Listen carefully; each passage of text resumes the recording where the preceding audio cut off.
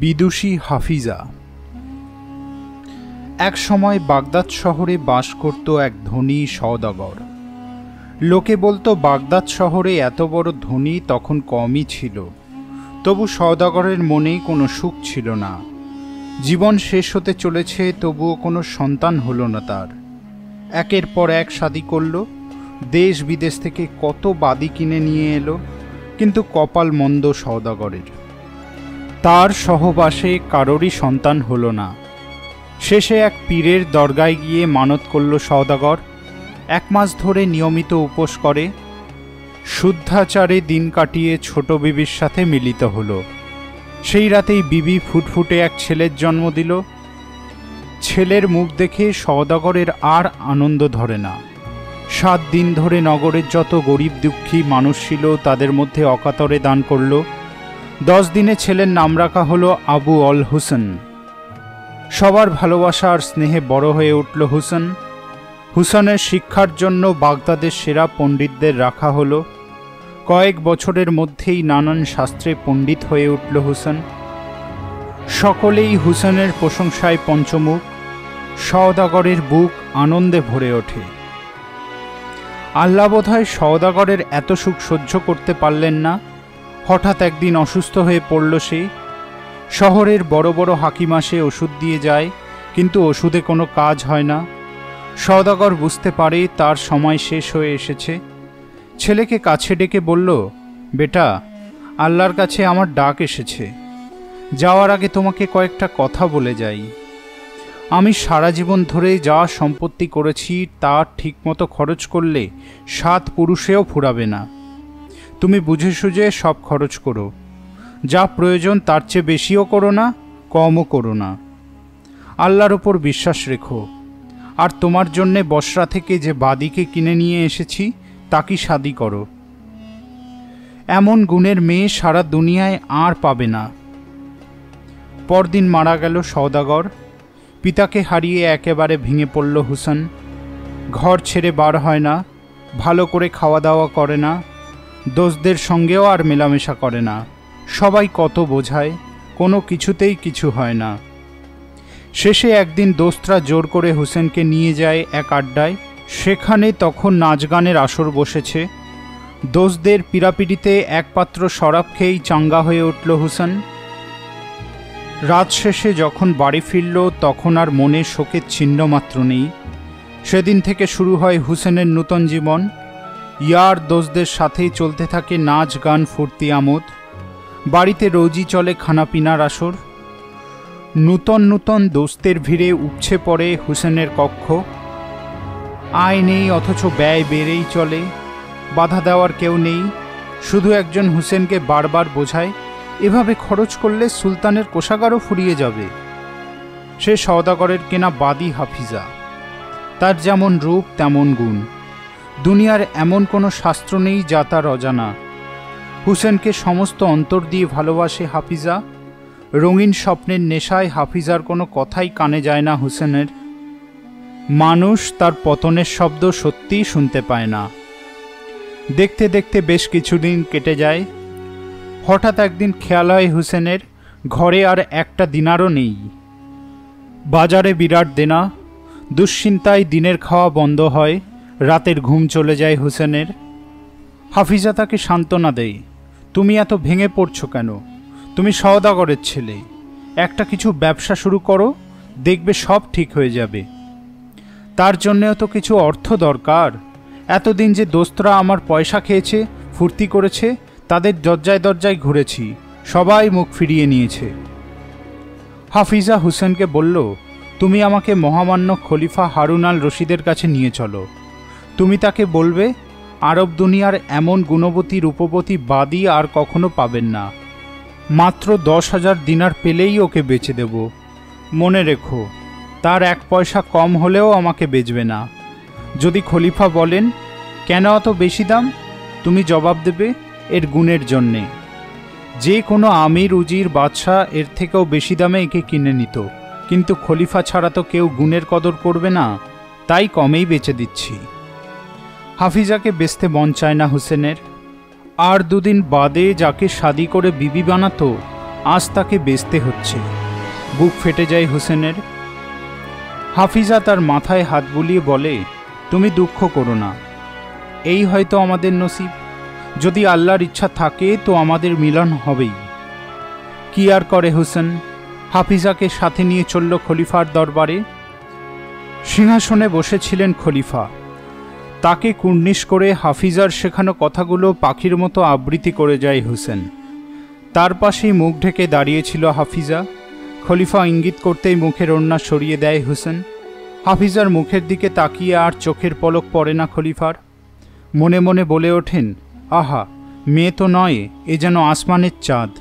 কি চোখ, নাক, মুখ, ঠোঁট দুটো যেন বসরার গোলাপ। হুসেনের দিকে তাকিয়ে বলে ওঠেন, তোমার এ বাদী সত্যই সুন্দরী। সারা আরব দুনিয়ায় এমন রূপসী আর কেউ আছে কি না জানি না, কিন্তু গুণের বিচার কেমন করে হবে? এইবার নিজেই এগিয়ে এলো হাফিজা। খলিফাকে কুর্নিশ করে বলল, হে মহানুভব খলিফা, আমি দুনিয়ার নানান শাস্ত্র পড়েছি। ব্যাকরণ, জ্যোতির্বিজ্ঞান, আইন, কাব্য, ধর্মশাস্ত্র আমার মুখস্থ। আমাদের পবিত্র ধর্মগ্রন্থ কোরআনের প্রতিটি ছত্র আমার মুখস্থ। তার প্রতিটি অধ্যায়ের অর্থ আমার জানা। আমি দীর্ঘদিন ধরে নাচ গানের তালিম নিয়েছি। বীণা, রবাব সবই বাজাতে পারি। আমি যাবতীয় ইসলামী খানা তৈরি করতে পারি। বাদশাহী আদব কায়দা আমার অজানা নয়। হাফিজার কথা শুনে খলিফা বললেন, তুমি যা বললে আমি তা যাচাই করে নিতে চাই। তাহলে আপনি দেশের সেরা পণ্ডিতদের ডাকুন। তারা আমাকে যে কোনো বিষয়ে প্রশ্ন করতে পারেন, আমি তাদের সব প্রশ্নের উত্তর দেব। খলিফা হুসেনকে বললেন, যদি তোমার এই বাদী সব প্রশ্নের উত্তর দিতে পারে তবে আমি 10,000 দিনার নয় 1,00,000 দিনার দেব। আর যদি পণ্ডিতদের প্রশ্নের যথাযথ উত্তর না দিতে পারে তবে তোমার বাদী তুমি ফিরিয়ে নিয়ে যাবে। খলিফা তখন উজির জাফরকে বললেন, তুমি দেশের সব পণ্ডিতদের আমন্ত্রণ করো। আজ থেকে 7 দিন পর এই দরবারে বসবে বিচার সভা। খলিফার আমন্ত্রণ পেয়ে দেশের তামাম জ্ঞানী গুণী পণ্ডিত মানুষের দল এসে জমায়েত হলো খলিফার দরবারে। তাদের কেউ জানে না কিসের জন্য এই আমন্ত্রণ। সভায় এসে সিংহাসনে বসলেন খলিফা। সভার এক প্রান্তে দাঁড়িয়েছিল হাফিজা, আপাদমস্তক বোরখায় ঢাকা। খলিফা সভায় উপস্থিত পণ্ডিতজনকে সম্বোধন করে বললেন, আমি এক বিচার সভার আয়োজন করছি। আপনারা সকলে জ্ঞান বিচার বুদ্ধিমতো এই বাদীকে প্রশ্ন করবেন, এ তার উত্তর দেবে। সভায় উপস্থিত পণ্ডিতদের অধিকাংশই মনে মনে অসন্তুষ্ট। এক সামান্য বাদীর জ্ঞান পরীক্ষা করতে তাদের ডেকে নিয়ে আসা হয়েছে। কিন্তু খলিফার হুকুম, কেউ মনের সে ভাব প্রকাশ করতে সাহস পায় না। সামনে এগিয়ে আসে হাফিজা। সভায় উপস্থিত সকলকে অভিবাদন করে বলল, প্রথমে ধর্মশাস্ত্র নিয়ে আলোচনা করা হোক। যদি আপনাদের মধ্যে কেউ এই বিষয়ে পণ্ডিতজন হয়ে থাকেন তিনি আমাকে প্রশ্ন করতে পারেন। আমি সাধ্যমতো চেষ্টা করব তার প্রশ্নের যথাযথ উত্তর দেবার। একজন মৌলবী উঠে দাঁড়ালেন। আমি তোমাকে পবিত্র কোরআনের সম্বন্ধে কয়েকটা প্রশ্ন করতে চাই। আমার প্রথম প্রশ্ন, তোমার প্রকৃত মালিক কে? তোমার পয়গম্বর কে? নির্দিষ্ট দিক কোনটি? তোমার জীবনের নীতি আর পথ কি? কে তোমার ভাই? হাফিজা নতমস্তকে ধীরে শান্ত কণ্ঠে জবাব দিল, খোদা তাআলাই আমার মালিক। আমার জীবনের পয়গম্বর হচ্ছেন হযরত মুহাম্মদ। মক্কার কাবাই আমার দিক। আল্লাহর নির্দেশ যা কোরআনে লেখা আছে তার সবই আমার জীবনের নীতি। আমার সম্প্রদায়ের ঐতিহ্যই আমার পথ। যারা সেই পথের পথিক তাদের সকলেই আমার ভাই। হাফিজার উত্তর শুনে উপস্থিত সকলেই প্রশংসায় মুখর হয়ে ওঠে। শুধু মৌলবীর মুখ গম্ভীর হয়ে যায়। এবার আমার দ্বিতীয় প্রশ্নের উত্তর দাও। এই দুনিয়ার মালিক আল্লাহ, আমরা কি করে তার অস্তিত্ব অনুভব করতে পারি? যুক্তি দিয়ে আমরা আল্লাহর স্বরূপকে উপলব্ধি করতে পারি। প্রথমত যুক্তি আসে অন্তরের অনুভব থেকে, দ্বিতীয়ত যুক্তি আসে শাস্ত্রজ্ঞান ও অর্জিত শিক্ষা থেকে। প্রথম যুক্তির উৎস আমাদের হৃদয়, দ্বিতীয় যুক্তির উৎস আমাদের মস্তিষ্ক। আমাদের ধর্মের প্রধান পালনীয় কর্তব্য কি কি? আমাদের ধর্মে প্রত্যেককেই 5টি প্রধান কর্তব্য মেনে চলতে হয়। আল্লাহ বিশ্বাস, প্রার্থনা, দান, রোজা, মক্কায় তীর্থযাত্রা। নামাজের উদ্দেশ্য কি? আত্মার শান্তির জন্য আল্লাহর পায়ে নিজেকে সমর্পণ করা। এতে কী লাভ হয়? আল্লাহর সাথে আমাদের অন্তরের যোগাযোগ স্থাপিত হয়। অন্তরের মধ্যে যে অশুভ শক্তি অবস্থান করে তারা দূর হয়ে যায়। এক পবিত্র অনাবিল আনন্দে হৃদয় পূর্ণ হয়ে ওঠে। নামাজের আগে কিভাবে রুজু করা উচিত? হাফিজা জবাব দেয়, রুজুর সময় সমস্ত দেহ ভালোভাবে পরিষ্কার করা উচিত, কোথাও যেন সামান্যতম ক্লেদ না থাকে। সকলের শেষে পা ধোয়া উচিত। ক্রমশই অধৈর্য হয়ে ওঠেন মৌলবী। সামান্য এক বাদীকে পরাস্ত করতে পারছি না। কিছুক্ষণ চিন্তা করে বললেন, রোজা বলতে তুমি কি বোঝো? রমজান মাসে রোজা পালন করা হয়। সূর্যাস্তের আগে কোনো কিছু খাওয়া বা পান করা নিষেধ। নূতন চাঁদ না দেখা পর্যন্ত এই রোজা চলে। ততদিন নারী সঙ্গ পরিহার করে পবিত্র জীবনযাপন করা ও নিয়মিত কোরআন পাঠ করা উচিত। তীর্থযাত্রা বলতে তুমি কি বোঝো? প্রত্যেক সাচ্চা মুসলমানেরই উচিত জীবনে অন্তত একবার পবিত্র মক্কায় যাওয়া। মৌলবী বুঝতে পারছিলেন তার সাধ্য নেই এ মেয়েকে পরাজিত করে। তবুও শেষ চেষ্টা করে বললেন, রোজার অর্থ কী? দানের অর্থ কী? নিজেকে পূর্ণ করা। তীর্থযাত্রার লক্ষ্য কী? অভীষ্ট লক্ষ্যের পথে অগ্রসর হওয়া। আর কোনো প্রশ্ন করতে পারলেন না মৌলবী। খলিফার দিকে মুখ ফিরিয়ে বললেন, জাহাপনা, আমি স্বীকার করছি এ মেয়ের পাণ্ডিত্যের কোনো তুলনা নেই। এতক্ষণ হাফিজা শুধু উত্তর দিচ্ছিল। এবার মৌলবীকে বলল, আমি কি আপনাকে একটা প্রশ্ন করতে পারি? মৌলবী সম্মত হতেই হাফিজা বলল, ইসলাম ধর্মের মূল ভিত্তি কী? মৌলবী কিছুক্ষণ চিন্তা করে জবাব দিলেন, ইসলাম ধর্মের মূল ভিত্তি 4টি: ধর্মবিশ্বাস, সাধুতা, সঠিক বিচার বুদ্ধিবোধ, সব অঙ্গীকার পালন করা। আমি আরেকটা প্রশ্ন করছি। যদি এ প্রশ্নের উত্তর দিতে না পারেন তবে আমার কাছে পরাজয় স্বীকার করতে হবে। মুহূর্তে বিচলিত হয়ে পড়েন মৌলবী, কিন্তু সবার মধ্যে এ প্রস্তাব অগ্রাহ্য করা যায় না। হাফিজার দিকে তাকিয়ে বললেন, তুমি প্রশ্ন করো। বলুন, ইসলামের কয়টি শাখা আছে আর কি কি? মৌলবীর মুখে আর কোনো কথা নেই। কিছুক্ষণ নিশ্চুপ হয়ে দাঁড়িয়ে থেকে বললেন, আমি এ প্রশ্নের উত্তর জানি না। খলিফা উপস্থিত সকলের দিকে তাকিয়ে বললেন, আপনাদের মধ্যে কি কেউ এ প্রশ্নের উত্তর জানেন? কারো মুখে কোনো কথা নেই, সকলেই নীরব। খলিফা বললেন, হাফিজা, তবে তুমিই এ প্রশ্নের উত্তর দাও। হাফিজা খলিফাকে কুর্নিশ করে বলল, ইসলামের মোট 20টা শাখা। সেগুলি হল শাস্ত্রের শিক্ষা, পয়গম্বরের বাণী নির্দেশ মেনে চলা, কারো প্রতি অবিচার অত্যাচার অন্যায় না করা, পরিমিত খাবার খাওয়া, নিষিদ্ধ খাবার না খাওয়া, শয়তানকে শাস্তি দেওয়া, পাপের অনুতাপ, ধর্মজ্ঞান, ধর্মশিক্ষা অর্জন করা, শত্রুর প্রতি উদার ব্যবহার করা, ভদ্র আচরণ, আল্লাহর কাছে নিজেকে পরিপূর্ণ সমর্পণ, নিজেকে জানা, বিপদে ধৈর্য ধরা। হাফিজা প্রশ্নের উত্তর দিতেই মৌলবী মাথার টুপি খুলে হাফিজার সামনে নামিয়ে রেখে ধীরে ধীরে সভা ছেড়ে বেরিয়ে যান। সভায় উপস্থিত সকলেই হাফিজার প্রশংসায় পঞ্চমুখ হয়ে ওঠেন। একজন উঠে দাঁড়িয়ে বললেন, আমি তোমাকে কয়েকটা প্রশ্ন করতে চাই। খাওয়ার আগে কি কি নিয়ম পালন করা উচিত? খাবার আগে হাত পা ধুয়ে আল্লাহর কাছে প্রার্থনা করা উচিত। খাওয়ার সময় বাদিকে সামান্য হেলে 3 আঙুলে ছোট ছোট গ্রাসে খাওয়া উচিত। শান্ত মনে কোনো দিকে না তাকিয়ে খেলে তা স্বাস্থ্যের পক্ষে উপকারী। হৃদয় কয় রকমের? হৃদয় অসংখ্য। ভিন্ন ভিন্ন মানুষের হৃদয় ভিন্ন ভিন্ন রকমের, তবে সাচ্চা মুসলমানের হৃদয়ই একমাত্র পবিত্র। কারো অন্তর বিষয় বাসনায় পূর্ণ হয়ে থাকে, কারো অন্তর নারীদেহের কামনায় ডুবে থাকে। শঠতা, প্রবঞ্চনা কারো অন্তরের সাথে একত্র হয়ে থাকে। কেউ অহংকারী, কেউ মিথ্যেবাদী। এদের কারোর হৃদয় পবিত্র নয়।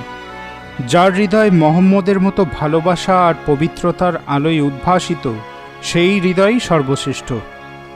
প্রশ্নকর্তার মুখে আর কোনো প্রশ্ন জাগে না। খলিফাকে কুর্নিশ করে বললেন, জাহাপনা, এমন পাণ্ডিত্য আর প্রগাঢ় জ্ঞান এর আগে কখনো দেখিনি। হাফিজা বলল, এবার আমি আপনাকে প্রশ্ন করি। এর উত্তর না দিতে পারলে আপনি আমার কাছে পরাজয় স্বীকার করবেন। বলুন, ধর্মীয় কোন কাজ সকলের পূর্বে করা উচিত? কিছুক্ষণ নীরব হয়ে থাকে পণ্ডিত, তারপর মাথা নিচু করে বললেন, এ প্রশ্নের উত্তর আমার জানা নেই। মাথা থেকে পাগড়ি খুলে হাফিজার সামনে রেখে পণ্ডিত বেরিয়ে যান। সভায় আর কারো কোনো প্রশ্ন করতে সাহস হয় না। খলিফা উঠে দাঁড়িয়ে বললেন, এই সভায় পণ্ডিতদের মধ্যে হাফিজাকেই আমি সর্বশ্রেষ্ঠ পণ্ডিত বলে ঘোষণা করছি। নিজে হাতে খলিফা বিজয়ীর মুকুট পরিয়ে দিলেন হাফিজার মাথায়, আর হোসেনকে 10,000 দিনারের পরিবর্তে দিলেন 10,000 স্বর্ণমুদ্রা। খলিফা বললেন, হাফিজা, তুমি চাইলে আমি তোমাকে আমার অন্যতম প্রধান বেগমের মর্যাদা দিতে পারি। হুসেনকে ছেড়ে যেতে হাফিজার বুক ফেটে যাচ্ছিল। কয়েক মুহূর্ত নীরব হয়ে দাঁড়িয়ে থাকতে দেখে খলিফা বললেন, তোমার যদি অন্য কোনো ইচ্ছা থাকে নির্ভয়ে বলতে পারো। তোমার ইচ্ছা পূর্ণ করতে আমি সাধ্যমতো চেষ্টা করব। জাহাপনা, আমি হুসেনকে ভালোবাসি, তাকেই শাদী করতে চাই। খলিফার মুখ প্রসন্ন হয়ে উঠল। তোমার জ্ঞানের মতো তোমার মহব্বতেরও কোনো তুলনা নেই। তোমরা শাদী করে সুখী হও। আর আজ থেকে আমি হুসেনকে আমার সভাসদ করে নিলাম। সকলেই খলিফার মহানুভবতায় জয়ধ্বনি করে ওঠে। শাহরাজাদ তার কাহিনী শেষ করতেই সুলতান শাহরিয়ার বললেন, হাফিজার মতো মেয়ে খুব কমই জন্মায়, তবে আমিও একজনকে দেখেছি। কিছু বলতে গিয়েও থেমে গেলেন সুলতান শাহরিয়ার। তারপর প্রসঙ্গ পাল্টিয়ে বললেন, তত্ত্বকথা তো অনেক হলো, এবার মজার কিছু শোনাও। তাহলে আবু নবাসের কাহিনীই শোনাই। দুনিয়াজাদ এতক্ষণ ঘুমের ভান করে পড়েছিল, এবার উঠে বলল, দিদি, অনেকদিন আগে তুমি আবু নবাসের যে মজার কিস্সা শুনিয়েছিলে সেটাই আর একবার শোনাও। শাহরাজাদ শুরু করল নূতন কাহিনী। কবি আবু নবাসের মজার কিস্সা। একদিন রাতে বাগদাদের খলিফা হারুন অল রশিদ বিছানায় শুয়েছিলেন। সমস্ত প্রাসাদ নিস্তব্ধ, সকলেই ঘুমিয়ে পড়েছে। শুধু ঘুম আসছিল না খলিফার চোখে। কিছুক্ষণ বিছানায় ছটফট করতে করতে উঠে পড়লেন। ঘর থেকে বেরিয়ে হাঁটতে হাঁটতে প্রাসাদের এক প্রান্তে এসে পৌঁছালেন। এদিকে বড় একটা আসেন না তিনি। হঠাৎ তার চোখ পড়ল একটা ঘরের দরজা খোলা। ঘরের ভেতরে আলো জ্বলছে। দরজার সামনে খোলা তলোয়ার হাতে ঘুমিয়ে আছে এক খোজা হাফসি। খলিফা খোজাকে ডিঙিয়ে আস্তে আস্তে ঘরের মধ্যে এসে পড়লেন। ভেতরে যেতেই দেখলেন পালঙ্কে শুয়ে আছে অপরূপ সুন্দরী একটি মেয়ে। দু চোখ বোজা, পাশে রাখা প্রদীপের আলোয় মৃদু আভা এসে পড়েছিল তার মুখে। এক অপূর্ব সুষমায় উদ্ভাসিত হয়ে উঠেছিল সমস্ত মুখ।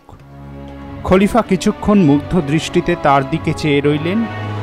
একে তো আগে কোনোদিন দেখিনি, কোথা থেকে এলো মেয়েটি? নিচু হয়ে তার ঠোঁটের ওপর আলতো করে চুমু খেতেই চোখ মেলে তাকালো মেয়েটি। সামনে খলিফাকে দেখেই ভয়ে ঠক ঠক করে কাঁপতে কাঁপতে উঠে বসল। খলিফা তার হাত ধরে বললেন, তুমি এত ভয় পাচ্ছ কেন?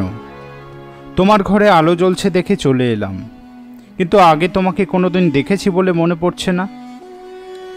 মেয়েটি মাথা নিচু করে বলল, আমাকে বাদীবাজার থেকে আপনার জন্য কিনে আনা হয়েছে। শুনেছি বড় বেগম নাকি আমাকে পছন্দ করেননি, তাই প্রাসাদের প্রান্তে রাখা হয়েছে, যাতে কেউ আমার সন্ধান না পায়। ঠিক আছে, আর তোমাকে এখানে থাকতে হবে না। কালই আমি তোমার আলাদা প্রাসাদে থাকবার ব্যবস্থা করছি, সেখানেই তোমার সব কিছু পেয়ে যাবে। হঠাৎ খলিফার চোখ পড়ল বিছানার পাশেই বীণা শোয়ানো রয়েছে। তুমি বীণা বাজাতে জানো? জানি জাহাপনা, গানও জানি। বেশ, তাহলে একটা গানই শোনাও, তোমার গান শুনে যদি ঘুম আসে। মেয়েটি গান ধরে, যেমন মিষ্টি তেমনি সুরেলা কণ্ঠস্বর। রাত্রির নিস্তব্ধতায় সে সুর যেন আরও প্রাণময় হয়ে ওঠে। গান শুনে ঘুম ভেঙে যায় খোজার। ঘরের মধ্যে খলিফাকে দেখে ভয়ে ঠকঠক করে কাঁপতে থাকে। পাহারা না দিয়ে সে ঘুমোচ্ছিল, এখন খলিফা গর্দান না নিলেই হয়। খলিফার মাথায় তখন অন্য চিন্তা। এমন সুন্দর গানের সাথে যদি কবি আবু নবাসকে পাওয়া যেত, তবে কবিতাও শোনা যেত। কবিকে নিয়ে মজাও করা যেত। খোঁজার দিকে চোখ পড়তেই বললেন, এখনই গিয়ে আবু নবাসকে ডেকে নিয়ে এসো। খোঁজা তখনই ছুটল আবু নবাসের বাড়ি। দরজায় তালা বন্ধ। আবু নবাসের অর্ধেক রাত কাটে শরাবের দোকানে। খোঁজা খুঁজতে খুঁজতে গিয়ে হাজির হলো দোকানে। এক কোণে ঝিম মেরে বসে বয়ে তাওড়াচ্ছিল আবু। খোঁজা তার হাত ধরে বলল, জাহাপনা আপনাকে ডেকে পাঠিয়েছেন। আবু মাথা নেড়ে বলল, আমি তো যেতে পারবো না, আমি যে দোকানির কাছে বাধা পড়েছি। কবির কথা কিছুতেই বুঝতে পারে না খোঁজা। মাথা নেড়ে বলল, আপনি তো খোলাই আছেন, বাধা পড়েছেন কোথায়? আমি কি বাধা পড়েছি? বাধা পড়েছে আমার দেহটা, 100 দিনার না দিলেও ছাড়বে না। খোঁজা ফিরে এসে খলিফাকে বলতে খলিফা খোঁজাকে 100 দিনার দিয়ে বললেন, তুই এক্ষণে গিয়ে তাকে নিয়ে আসবি, সে যেন মোটেই দেরি না করে। টলতে টলতে আবু নবাস খলিফার সামনে এসে দাঁড়াতেই খলিফা বলে উঠলেন, তুমি আমার প্রধান কবি হয়ে একটা নোংরা সোরাখানায় গিয়ে নেশা করো? মৌতাতে ছিল কবি। খলিফার কথা শুনে হাসতে হাসতে বলল, ঠিক বলেছেন জাহাপনা, তবে সুরাখানায় গিয়ে সুরাপানের আনন্দই আলাদা। এখানে আরেক পাত্র খাও, দেখবে আরও আনন্দ পাচ্ছ। মেয়েটি দুপাত্র সুরা নিয়ে খলিফা আর আবুকে দেয়। ইতিমধ্যে আবুর নেশা জমে উঠেছিল। আরেক পাত্র খেতেই নেশা একেবারে চড়চড়িয়ে ওঠে। উঠে দাঁড়াতে গিয়েই টলে পড়ে মেয়েটার গায়ের উপর। খলিফা কৃত্রিম রাগে গর্জন করে উঠলেন, কি, তুমি আমার পেয়ারের বাদির গায়ে ব্যথা দিলে? আমি এই তলোয়ার দিয়ে তোমার পেট ফুটো করে দেব। খলিফা তলোয়ার নিয়ে এগোতেই প্রাণ ভয়ে আবু এক লাফ দিল। খলিফাও তাড়া করেন, আবুও প্রাণ ভয়ে ছুটতে থাকে। শেষে মেয়েটার পেছনে গিয়ে দাঁড়িয়ে পড়ল আবু।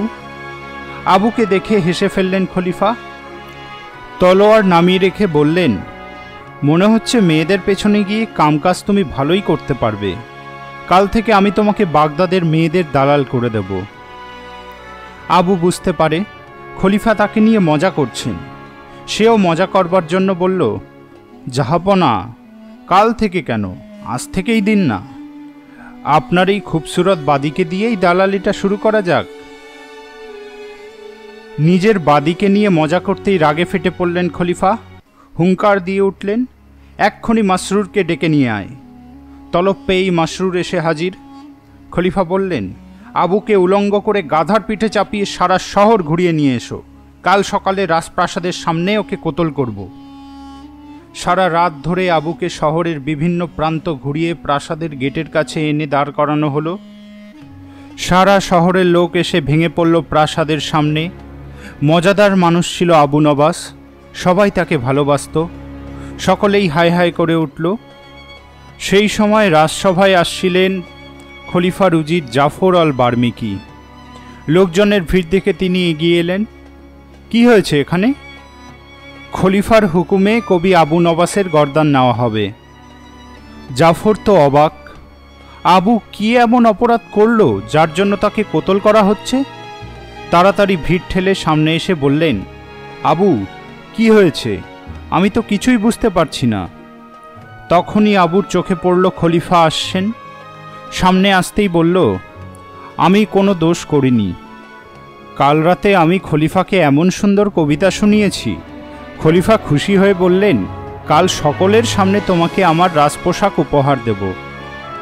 তাই রাজপোশাক পরব বলে আমার সব নোংরা পোশাক ফেলে দিয়ে ন্যাংটো হয়ে দাঁড়িয়ে আছি। আবুর কথা শুনে হো হো করে হেসে উঠলেন খলিফা।